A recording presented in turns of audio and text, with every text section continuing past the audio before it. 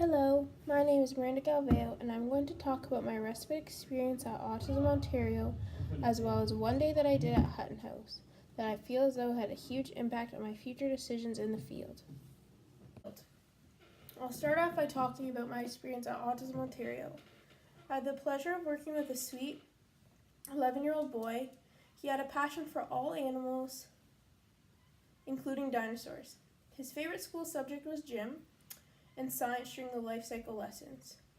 He had no favorite foods, but he hates olives. In his family is his mom, dad, brother, and dog. As far as I'm aware, he had no additional supports in the community other than coming to the respite that we provided on Thursdays and Saturdays. He never spoke about any extended family.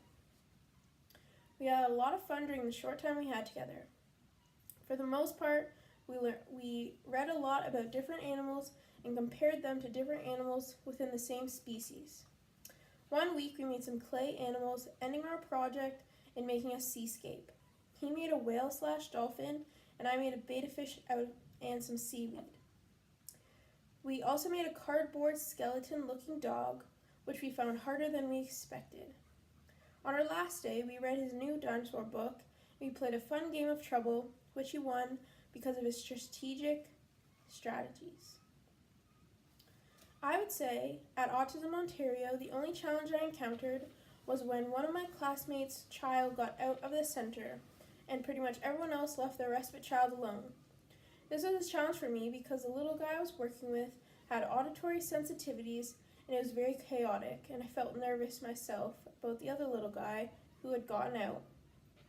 It was challenging for me to keep myself calm and to help keep my little guy calm as well. In the end, I think I handled it well, both for me and my little guy, and we stayed calm and kept going with our activity. I wanted to quickly talk about my time at Hutton House and the challenge that I faced. Already going into this situation, I was nervous because I didn't really know what to expect. I've never really worked with adults before, so this was new to me. When I met this lovely lady I was working with, things were going okay. Again, I felt nervous because I felt as though she had an extensive reward and prompting system that they wanted me to follow when I was with her for that hour. I felt it was a lot for me to learn and do all in that time. Still now, I wonder if what I was doing was the correct thing. Lastly, another challenge for me was when she got sick. She was clearly upset it happened, and I was nervous about how I could calm her down.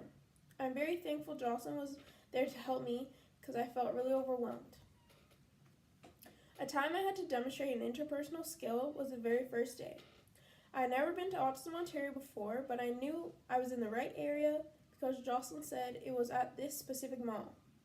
Good thing I had gotten there 30 minutes early, so I had time to exercise my problem-solving skills of asking people around the mall until thankfully one nice person told me I could find it inside of the library.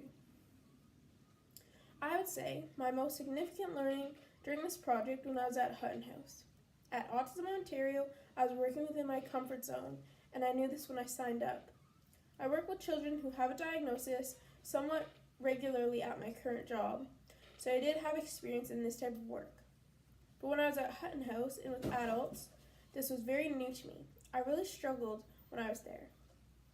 I am a shorter person, and I am not overly strong by any means, so if anything were to occur, I'm not sure I would really be able to handle the situation. I could barely handle a little bit of sickness. So this kind of allowed me to confirm what I already knew about myself and what range of the community I wanted to work with. My greatest learning I had about working with someone with ASD is simply that every individual is really different. It is important to remember that with each new person you work with, it's a new situation and requires different strategies and supports. And it is important to stay calm and take a breath and remember that every time it gets difficult.